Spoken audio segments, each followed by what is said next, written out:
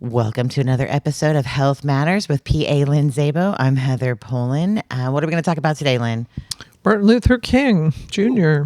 and All right. his thoughts on healthcare, which are not particularly in the forefront of what people remember about him. No, that's not actually. Yeah, so I was curious as to what he had to say because we're coming up actually on the celebration of his birthday a week from tomorrow.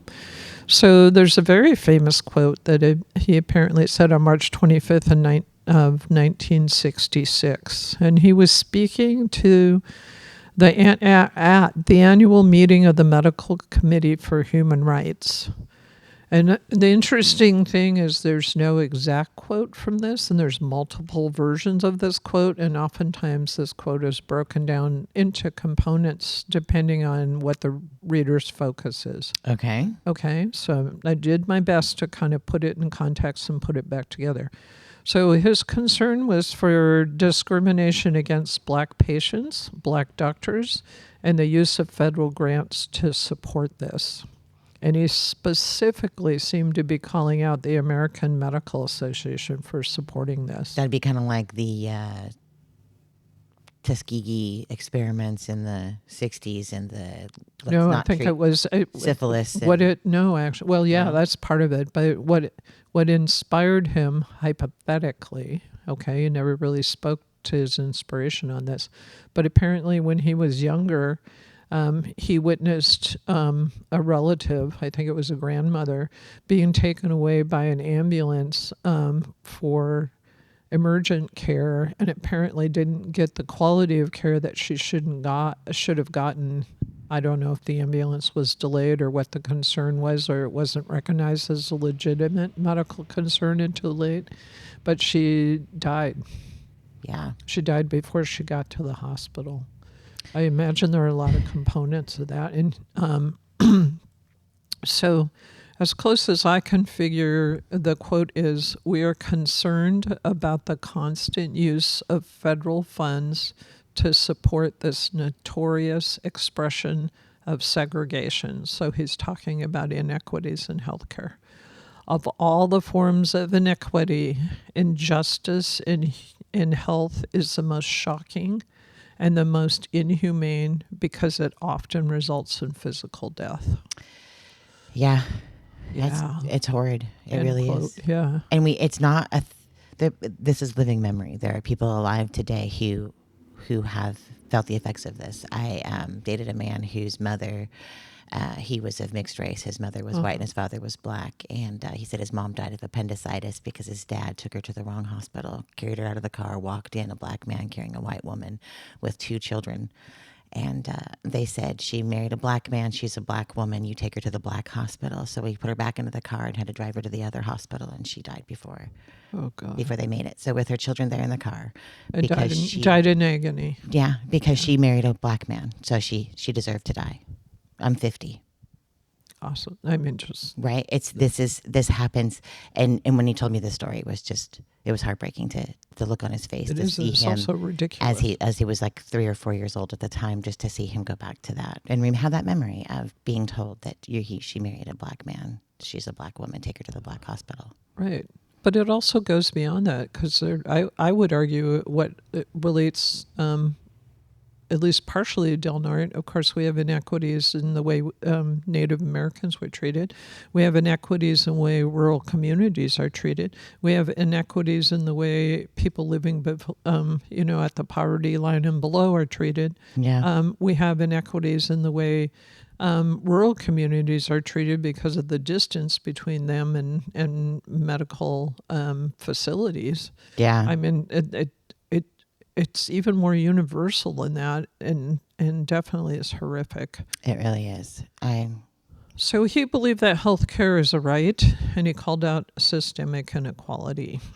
And and this is where I think we should jump off and see about how we can use this in our own community. He empowered communities to mobilize and find their own opportunities to act and find solutions. Oh, wow. That's a call to action. So what he's talking about, that he called it creative conscientious objection. Okay, so how do you?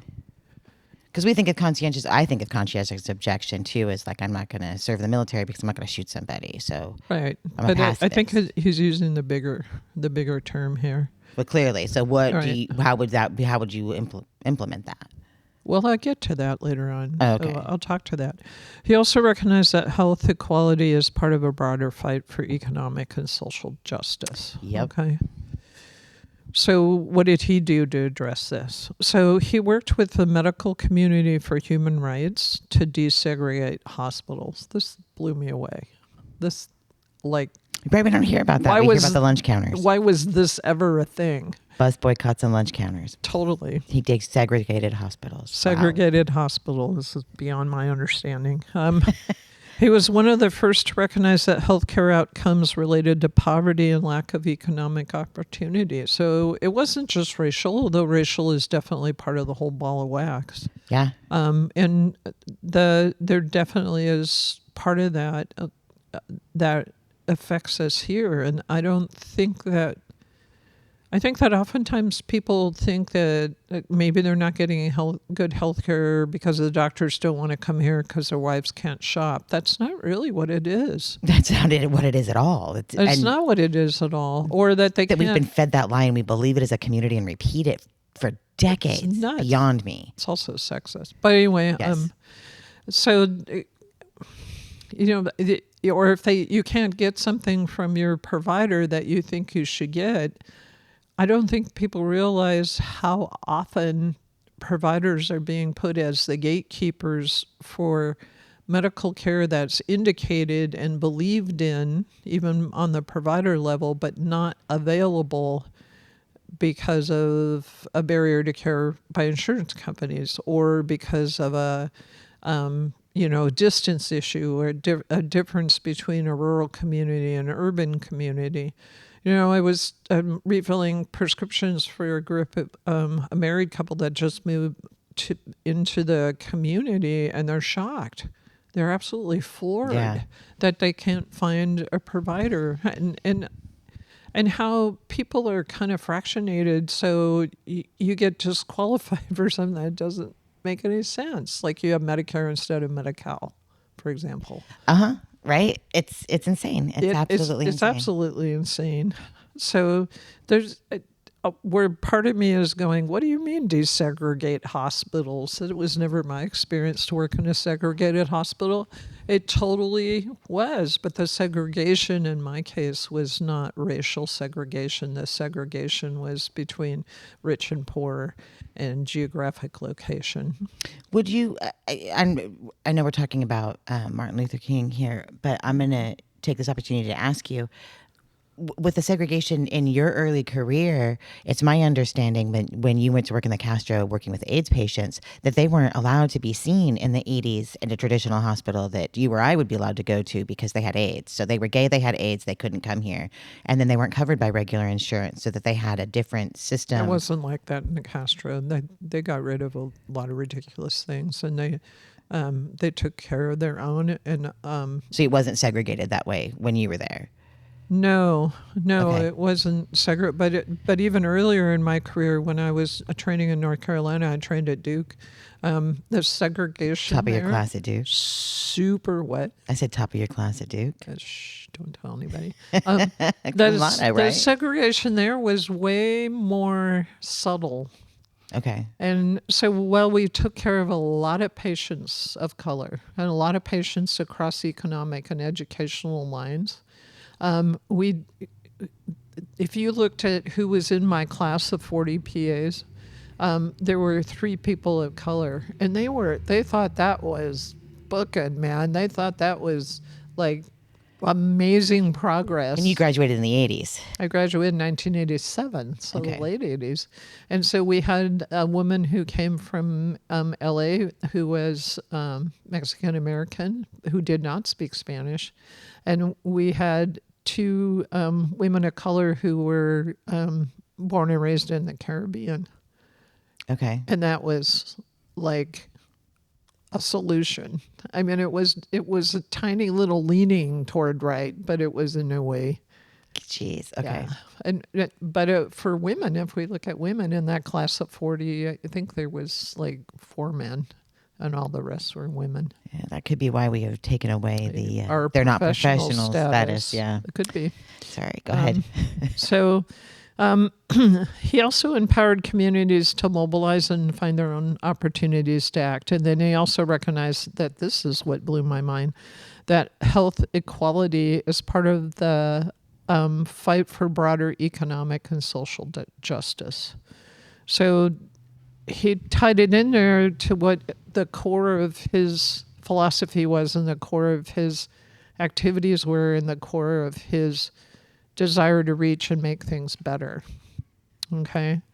So specifically, what did he do to address this? Well, he worked on the Medical Committee for Human Rights. Oops, I already went there. He called for direct action and creative nonviolence to address this. He also called out the AMA, which was precedent setting. Nobody ever had problems, going along with what the AMA said until he urged people to actually think about that. Yeah. He advocated for change using direct action, the courts, and federal enforcement. So, he was a man of action on this and on this important front, but we don't really think of him like that. We don't. We don't. And he did a lot of stuff kind of, seems to me, I don't know if you could call it under the radar or under our self-imposed radar, to actually work in practical ways to solve these problems. But it gets better. He called for a national health insurance program, which I think is amazing. Like universal health care? Yeah. Like, my mind, that came along with Bernie, but it was, this is decades before. Yeah, maybe that's why they kind of shut that all down. Possibly. I think that's part of it. Don't talk about MLK with what he thought about medical care. I think they shut it down for a lot of reasons. I think if you take the capitalism out of medical care, number one, it would be better for patients, but it'd be so much worse for everybody else who is trying to make money off of it. Maybe that should be a Health Matters episode. I think we could talk about that for a week. Yeah, so we're going back to, is healthcare a right or a privilege? It's a right. Yeah, it's totally a right. And he addressed that here. And he also was ahead of his time in addressing social determinants of health and the relationship to outcomes. Right? I thought that was like a totally new thing. So when I saw that, I was just like, no, that's something we've just been doing the last year or two. No, he's been saying we should do this all along. Yeah, he's been saying that all along. Now, at Duke in 1987, nobody talked about that. Yeah, no, we didn't. Nobody talked about it ever. Nobody talked about it, even when it was in our faces and obvious. I'm going to go with some white woman found it somewhere and was like, ooh, we should do this.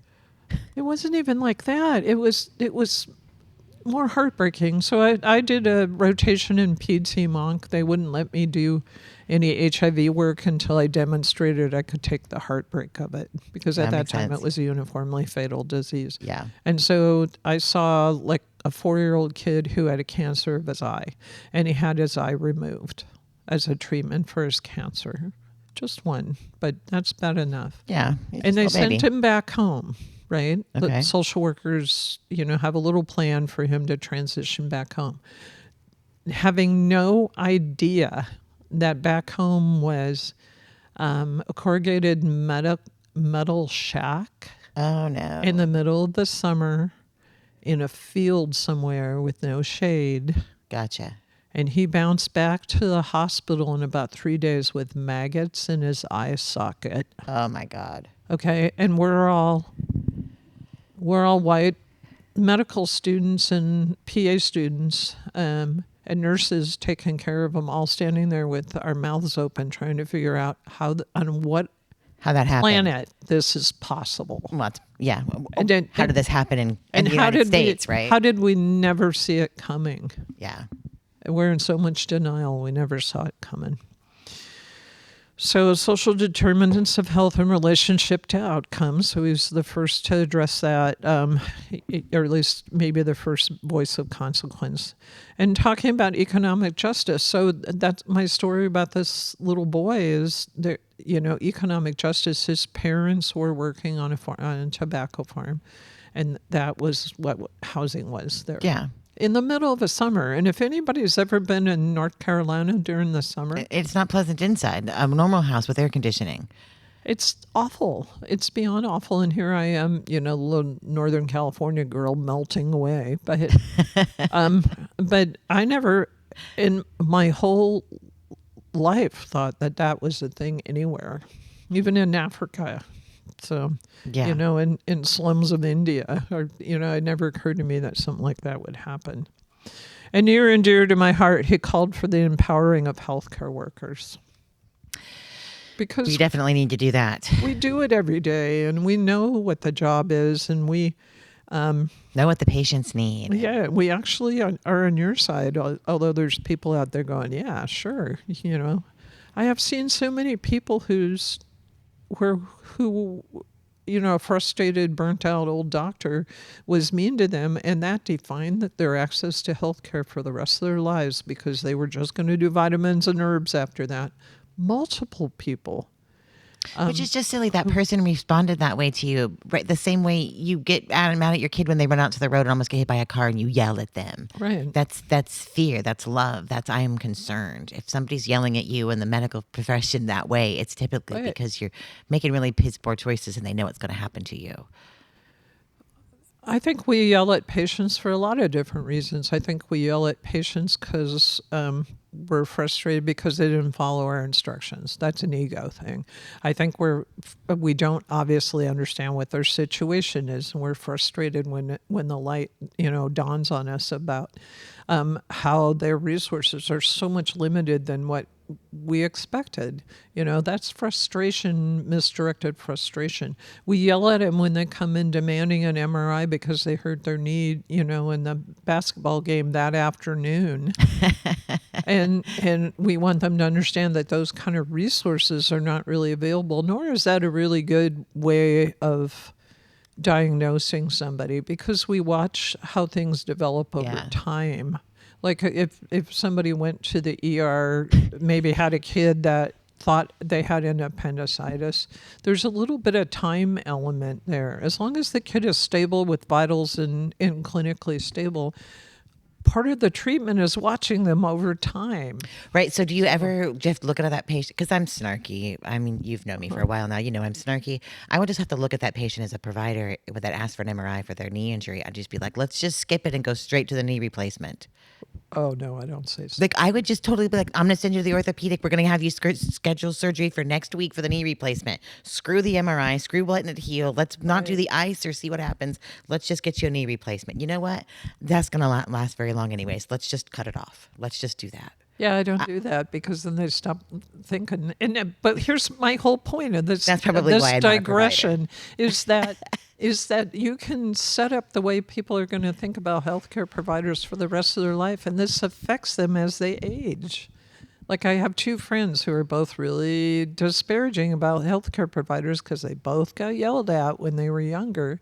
And so they're, kind of moving into old age with chronic disease, and it results in a stroke in one lady's condition and undiagnosed diabetes in another lady's condition. Where do we go with personal responsibility on that, though? That you have to figure that out and find a new provider. You have to figure out, go get some counseling and figure out what's going on there. You still have responsible for your health. Totally, but apparently we're all like that. Even though here I am, I'm friends with both of them, and that's not the way I relate to patients.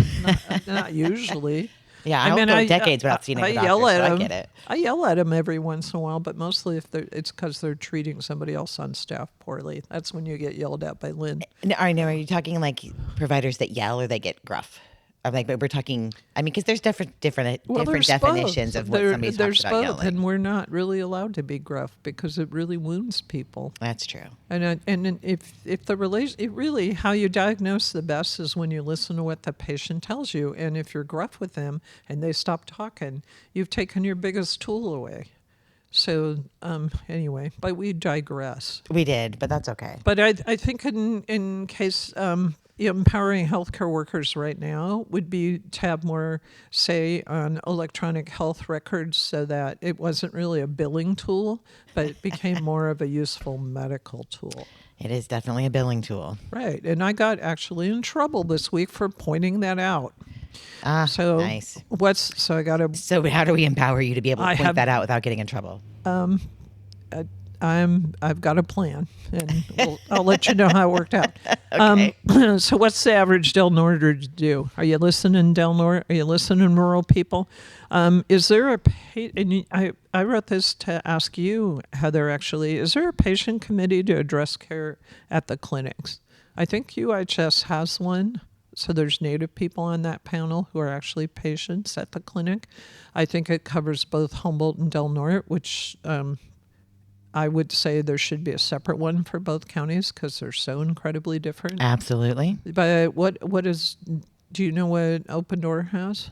I don't believe that they have a patient committee. I know that their board of directors is supposed to be 51% patients, but that just means that they had to have been a patient at one point in time to be seen for any one thing, even as a dental patient, once over 24 months. Right. So I would argue that they don't really have representative patients. No, that's my understanding. They're all from Humboldt County too, so we don't have any Del Norte representation whatsoever. Right. Then there's no understanding of what takes place in our clinic. I think that they're all older, so I think some of them have been with Open Door since the very beginning. So that, I would say that challenges that they found when they were patients, years ago are no longer relevant.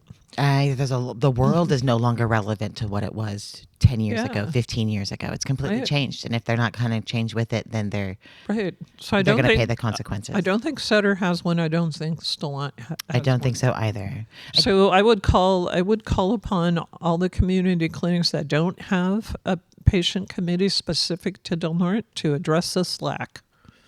And maybe even throw a provider on it.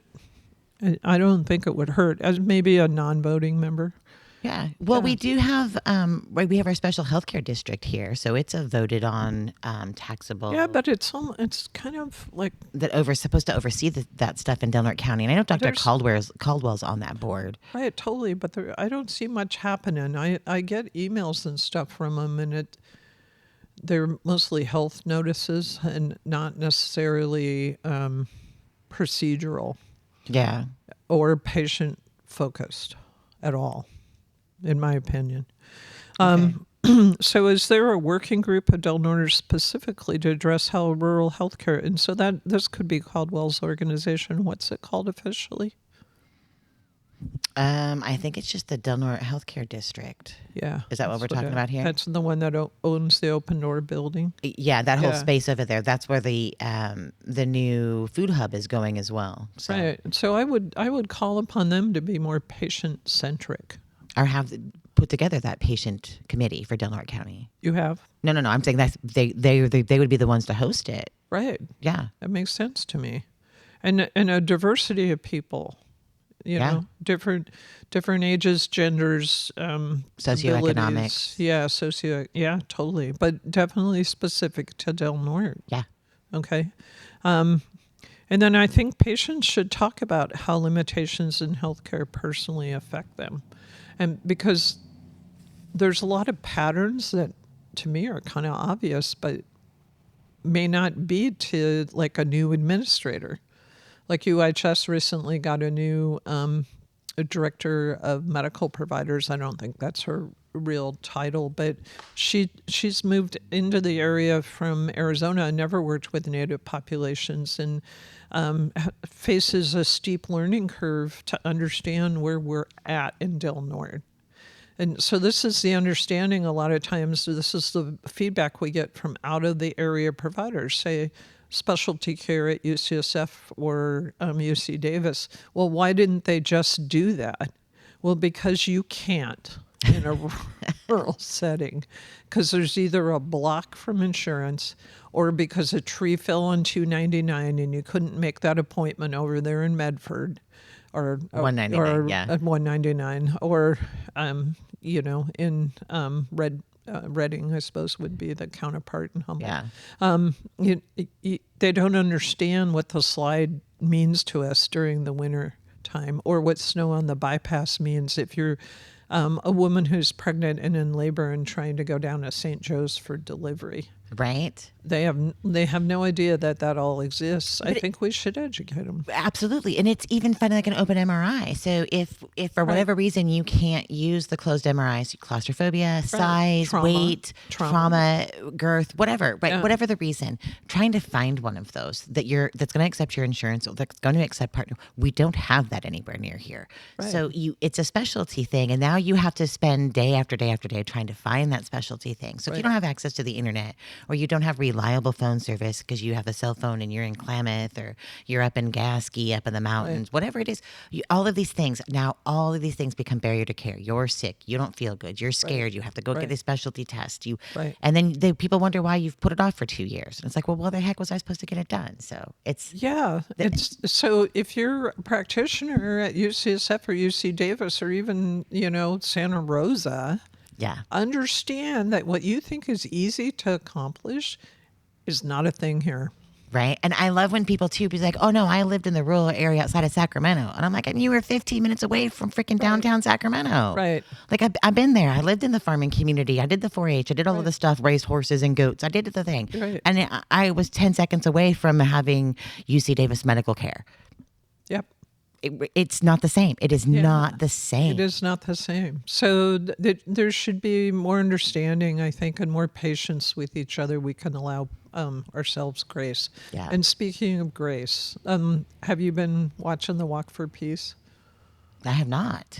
Oh God, you gotta check this out on Instagram and Facebook. There's a group of monks who are walking. Yes, those guys. Yeah, multiple thousands of miles walking into Washington to support peace. And apparently, this is something that monks do to heal communities after devastating, events like war in Southeast Asia. And it's an amazing thing, and I'd have everybody tune in. They have a dog that they got from the streets of India, and they are walking with the dog, but the dog has a lot of media attention. But for me, it's we always care more about the dogs than we do the people. I know, but and he's getting great vet care, because I noticed he was limping, and apparently there was an outcry. And anyway, now he's got personalized vet service, which is more than most of us have here. But what the monks have to say about peace and setting intentions and how they live their lives and what their hopes are, they live mostly in the moment, and how they put that together and what this walk is for. It makes me uniformly weep every morning. Uniformly weep. So it's a great moment of peace in a time of like swirling hate and violence. So for anybody that feels like they need a refuge there, that's a prescription from PA Lynn Szabo. There you go. Watch the monks walk for peace. And it's a beautiful thing too, right? And it is one of the things that, to tie it back into Martin Luther King Jr., all of this was nonviolence. Everything that he did was nonviolence. We're going to do this with love. We are going to change the world with love. Right. That's what we're going to do. And a long journey starts with a first step. It really does. Yeah. One of my favorite hymns going to church was Lead Kindly Light. I do not ask to see the distant scene. One step enough for me. Right. That would be right where they are in the moment, mindful. Mindful of the moment, full of love. Yep. I love when they go walking by all of the Western frivolousness of McDonald's and Starbucks. And well, I would say when you celebrate Martin Luther King holiday this year, keep that in mind. Tune in with them. Listen to one of the first voices for universal health care and think about how you can help. And find a way to serve in your community. You can Google it up on the internet for Del Norte County for places to go and serve. Donate to the food banks. I don't believe there's any school. There's different things that you can do. Just go ahead, Google it, look on Facebook, call your friends. Start an informal patient advisory committee, even if you aren't attached to anything in particular. Call Dr. And then Caldwell. make yourself attached. There you go. Yeah. That'll work. Yeah. Thank you so much, Lynn, for being here and for doing all that you do and for being present and mindful and for serving us and our community and the people of California for 40 years.